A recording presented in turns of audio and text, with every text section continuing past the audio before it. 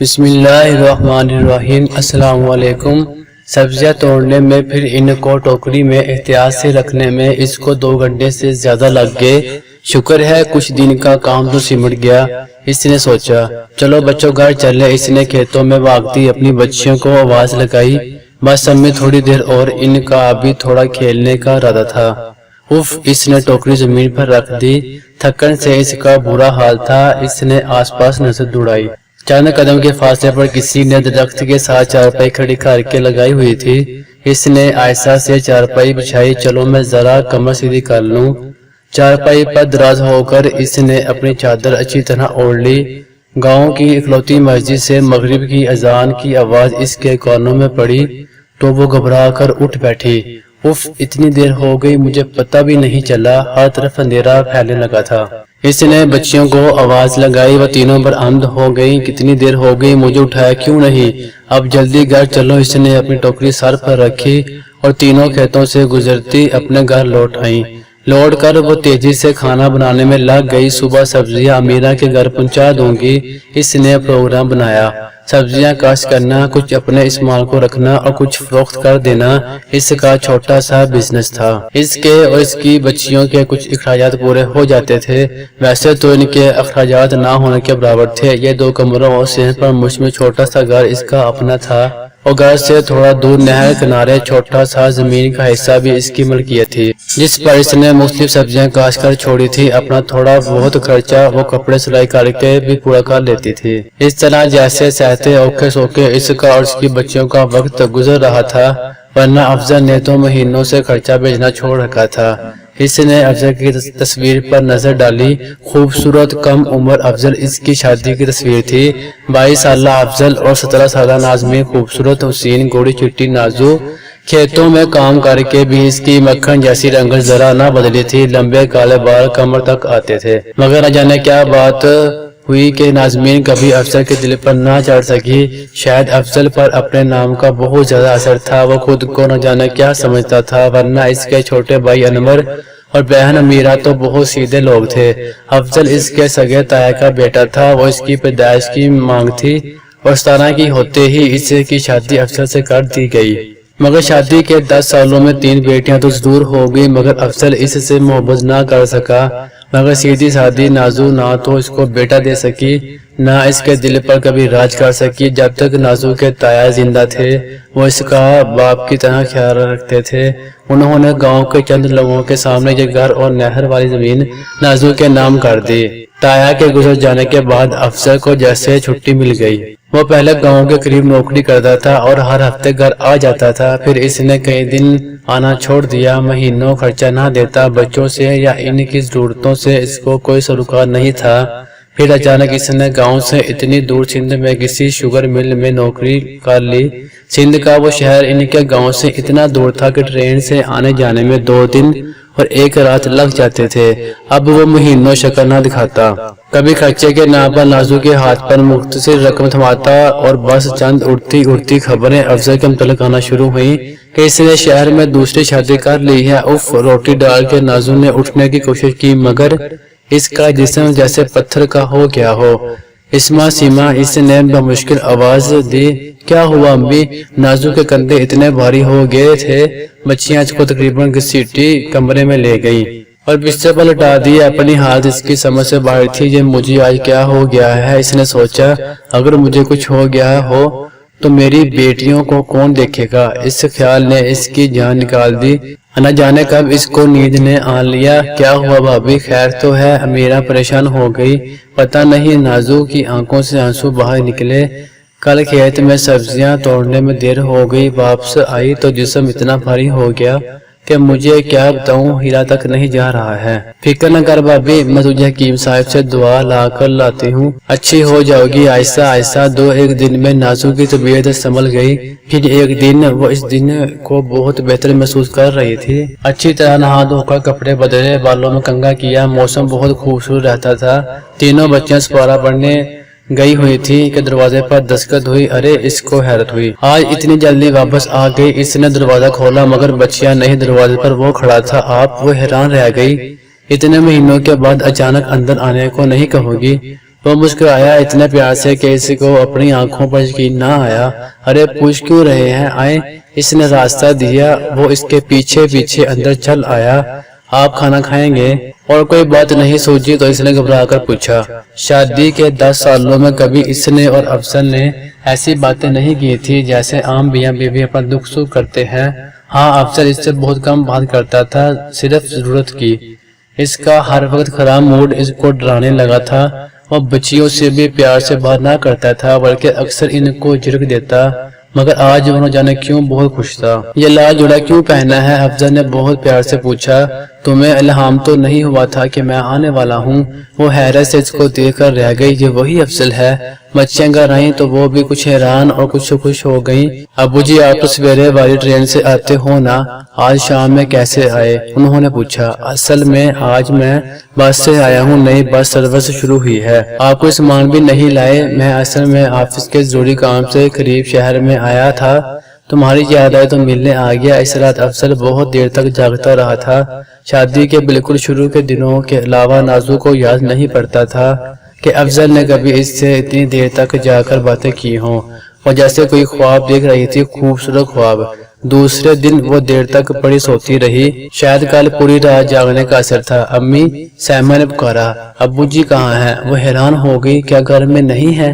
نہیں تو وہ تو صبح سے نہیں ہے۔ تو کیا افضل واپس چلا گیا؟ اس کو بتایا بھی نہیں، شاید اس کو اٹھانا مناسب نہ سمجھا ہو۔ وہ سوچ کر رہ گئی، مگر دن پر دن گزرتے گئے پر افضل نے کوئی رابطہ نہ کیا۔ پھر ایک دن اس کی طبیعت بگڑ گئی، الٹی پر الٹی، چکر پر چکر، اور وہ پوری طرح گھبرا گئی۔ کیا پھر سے تم تینوں بچیاں تھوڑی سمجھدار ہو گئی تھیں؟ ایسے میں پھر چھوٹا بچہ، اور اب تو وہ کھیتوں میں کام کرتی تھی، اب کیسے وہ اتنی مشقت اٹھائے گی؟ وہ سوچ کر ہلکان ہو رہی تھی، ہو سکتا ہے اس بار بیٹا ہو جائے۔ افضل کو کتنا ارمان ہے بیٹے کا، اور اس کے بھی بڑھاپے کا سہارا بن جائے گا۔ وہ مطمئن ہو گئی۔ طبیعت تو اس کی تینوں بچیوں کی مرتبہ بھی بہت خراب ہو رہی تھی، پورے 9 مہینے الٹیاں جان نہیں چھوڑ رہی تھی، مگر اس مرتبہ تو جیسے جان میں جان ہی نہ رہی تھی۔ وہ تو جیسے اٹھنے تک سے محتاج ہو گئی تھی۔ تو فکر نہ کر بھابی، امیرہ اس کو تسلی دیتی، میں تجھے شہر لے کر چلوں گی، کسی بڑی ڈاکٹرنی سے دوا لے کر دوں گی، لگتا ہے اس بار تجھے اللہ بیٹا دے ہی دے گا بیٹا۔ وہ سب تکلیف بول کر مسکرانے لگتی۔ امیرہ اس کو شہر تو نہ لے جا سکی، مگر باقاعدگی سے ایک بڑی رقم اس کے ہاتھ میں دبا دیتی۔ مجھے نہیں پتا کہ میرا بھائی کہ تجھے کتنا تنگ کرتا ہے، مہینوں خبر نہیں لیتا۔ یہ تو میرا فرض ہے، ورنہ ابا جی کو میں کیا منہ دکھاؤں گی؟ میرا آنکھوں میں آنسو بھر لاتی، مجبوراً نازو کو مدد لے لیتی، کیونکہ ان دنوں اس سے بالکل اوپر کے کام نہیں ہو رہے تھے۔ اس کا جسم بے حد بھاری ہو گیا تھا، وہ تو جیسے چلنے پھرنے سے بھی محتاج ہو گئی تھی۔ اس مرتبہ کہیں جڑواں تو نہیں ہے اس کے؟ کہیں بڑے پیڑ کو دیکھ کر عورتیں تبصرہ کرتی۔ وہ گھڑی آ ہی گئی، امیرہ اس پہ پروگرام اس کے پاس ہی ٹھہری ہوئی تھی۔ درد شروع ہونے پر اس میں بھاگ کر دائی کو بلا لائی، مگر ساری رات اور پھر آدھا دن گزر گیا۔ نازو درد سے نڈھال ہوتی رہی، اور پھر شکر ہے، مبارک ہو بیٹا ہوا ہے۔ امیرہ خوشی سے بہار کمرے میں داخل ہوئی۔ مبارک ہو بھابی، میں کہتی تھی نا اس کی نظر بچے پر پڑی، اتنا صحت مند۔ وہ حیران رہ گئی، حیران تو نازو بھی ہو رہی تھی، اس سے کہ تو وہ کپڑے بھی نہیں آئیں گے بھابی جو ہم نے تیار کیے ہیں۔ امیرہ نے تبصرہ کیا۔ چند گھنٹوں کے بچوں کی آنکھوں میں نہ جانے کیا تھا کہ دونوں سن رہ گئیں۔ حیرت زدہ تو نازو بھی ہو رہی تھی۔ چچا کرم دین کو بلوایا گیا تھا کہ وہ بچے کے کان میں جان دے دے۔ بچہ قد میں کچھ اور بڑا ہو چکا تھا اور آدھی چارپائی گہرے ہوئے تھا۔ کرم دین نے آ کر پہلے نازو کو دعا دی، پھر بچے کو بلوایا۔ ایک دن کے بچے کو دیکھ کر ان کی آنکھیں پھٹ گئیں۔ انہوں نے خود پر کنٹرول کرتے ہوئے اذان دینا شروع کر دی۔ بھیانک آوازیں نکالنے لگا جیسے رو رہا ہو۔ شام کو مغرب کی نماز سے فارغ ہوتے ہی چاچا کرم دین نے پاس والے گاؤں کا رخ کیا جہاں ان کے ایک بزرگ رہتے تھے۔ ان کے دماغ میں ان کے اپنے بچپن کی سنی ہوئی چند کہانیاں دوڑ رہی تھی، جن سے گاؤں کی ایک عورت نے جن کے بچے کو جنم دیا۔ ہمارے گاؤں میں ایک عورت نے ایک بچے کو جنم دیا، وہ قد میں عام بچوں سے بہت بڑا تھا، اور دن بہ دن وہ بڑا ہوتا گیا۔ اس نے اپنی ماں کو گلا دبا کر مار دیا تھا۔ کیا 10 دن کے بچے نے؟ چاچا کرم دین حیران رہ گیا۔ وہ بچہ نہیں تھا، وہ بدرو تھا۔ امام بخش نے جواب دیا، اگر اس کو ختم نہ کرتے تو وہ پورے گاؤں کو مار دیتا۔ ختم، اس کو ختم کر دیا تھا۔ واپسی کا راستہ چاچا کرم دین نے سوچوں میں غرق طے کیا۔ نہیں، ایسا نہیں ہے، یہ بچہ کچھ زیادہ لمبا چوڑا ضرور ہے مگر انسان ہی ہے، ضروری نہیں کہ میرا وہم سچ ہو۔ انہوں نے کیسے خود کو تسلی دی۔ گاؤں واپس پہنچ کر انہوں نے سوچا کہ نازو کے گھر چکر لگاتے چلیں۔ کرم دین کے اندر داخل ہوتے ہی بچے نے ہنسنا بند کر کے کرم دین کو گھورنا شروع کر دیا، پھر اتنی تیز مکروہ آواز نکالی جیسے ان کو وارن کر رہا ہو۔ نازو، میرا بیٹی میری بات سنو۔ انہوں نے ساری تفصیل جو امام بخش سے سنی ان دونوں کے آگے دہرا دی۔ یہ انسان نہیں ہے، یہ کسی اور مخلوق کی اولاد ہے۔ اگر یہ زندہ رہا تو پورے گاؤں کو کھا جائے گا۔ کرم دین نے کہا، دل بڑا کر نازو بیٹی، میں گاؤں والوں کو لے کر آتا ہوں، اس کا زندہ رہنا ٹھیک نہیں ہے۔ کیا؟ نازو کا دل ڈوب گیا مگر اس کی نظر بچے پر پڑی۔ وہ 3 دن کا چارپائی کے برابر کھڑا ہونے کی کوشش کر رہا تھا اور اس کی کوشش میں انتہائی بھیانک آوازیں نکال رہا تھا۔ نازو چیختی ہوئی کمرے سے باہر نکل گئی۔ جب گاؤں کے مرد چچا کرم کی ہمراہ اللہ کو پکارتے گھر میں داخل ہوئے تو کسی خوفناک صورتحال سے نمٹنے کی ضرورت نہ پیش آئی، کیونکہ وہ بچہ پہلے ہی دنیا سے کوچ کر چکا تھا۔ نازو پر تو جیسے قیامت گزر گئی۔ اتنا مشکل عرصہ اس نے کسی اچھی امید پر گزار دیا تھا، مگر حوصلہ کر بھابی، جو ہوا سو اچھے کے لیے ہوا۔ اس کے دیور انور نے اس کے سر پر ہاتھ پھیر کر تسلی دی۔ انور، اس کو کچھ خیال آیا؟ جی بھابی، حکم کر۔ انور، اپنے بھائی کا کوئی پتہ، کوئی فون نمبر مجھے دے۔ میرے بھائی اس کو تو معلوم ہی نہیں کیا قیامت گزری ہے ہمارے پر۔ بھابی، انور گڑبڑ گھڑ گیا، فون نمبر؟ چل میں پتہ کرتا ہوں۔ کیا بتاؤں بھابی کو؟ انور سوچ میں پڑا ہوا تھا۔ کوئی آج کی بات نہیں، 2-2.5 سال پہلے اس نے افسر سے سخت لڑائی کے بعد ہر طرح کا رشتہ ختم کر لینے کی قسم کھائی تھی۔ ادھر ادھر سے خبریں سننے کے بعد اس نے افسر سے خود بات کرنے کا ارادہ کیا، مگر وہاں کی صورتحال ہوش اڑا دینے والی تھی۔ افضل اپنی دوسری بیوی اور بچے کے ساتھ اطمینان سے زندگی گزار رہا تھا۔ انور کے پوچھنے سے اس نے حتمی انداز میں کہہ دیا تھا کہ وہ ناظمین کے ساتھ بالکل خوش نہیں ہے۔ خدا نے اسے بیٹا بھی دے دیا، اب ناظمین یا اس کی بیٹیوں سے اس کا کوئی تعلق نہیں۔ افسر کسی صورت راضی نہ تھا تو ناظمین کو بتا دے کہ میرا اب اس سے کوئی تعلق نہیں، وہ میرا انتظار نہ کرے۔ اگر تیرا بھابی سے تعلق نہیں تو یاد رکھ میرا تجھ سے اب کوئی تعلق نہیں، میرا تیرے ساتھ اب جینے مرنے کا رشتہ ختم۔ مگر اب بھابی کو کیا بتاؤں؟ اس نے سوچا، نہیں ضروری ہے کہ افسر کے علم میں ہو کہ اس کی غیر موجودگی میں اس کی بیوی نے کتنی تکلیف اٹھائی۔ اس نے اپنی ڈائری سے افسر کی مل کا فون نمبر کاغذ پر اتارا۔ لے بھابی، دے بھائی کو اطلاع۔ نازو نے فون نمبر تھام لیا۔ چند دن پہلے ہی امیرہ کے گھر فون لگ گیا تھا۔ پہلے تو گاؤں والوں کو فون کے سلسلے میں گاؤں سے باہر جانا پڑتا تھا۔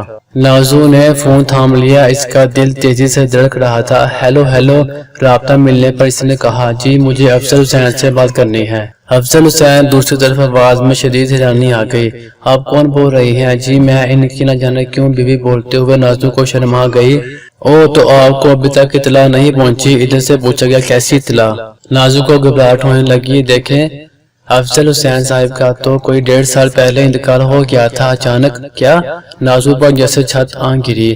ان کا تو شاید ہارٹ فیل ہو گیا تھا، بیٹھے بیٹھے ہی ختم ہو گئے تھے۔ ان کی مسز اپنے بھائی کے ساتھ ڈیڈ باڈی لے گئی تھی، مگر کیا انہوں نے گاؤں جلا نہیں دی؟ Mrs dead body? Nazo phone کان سے لگائے بیٹھے رہ گئی۔ پھر اچانک اس کے کانوں میں آواز گونجی، 1.5 سال پہلے اچانک ان کا ہارٹ فیل ہو گیا۔ اگر 1.5 سال پہلے افسر مر چکا ہے تو 10 مہینے پہلے اس رات وہ کون تھا؟ ناظمین کو تیز چکر آنے لگے۔ وہ کون تھا؟ اور پھر اس کے نتیجے میں پیدا ہونے والا وہ شیطان۔ ناظمین نے کھڑے ہونے کی کوشش کی مگر چکر کھا کر گر پڑی۔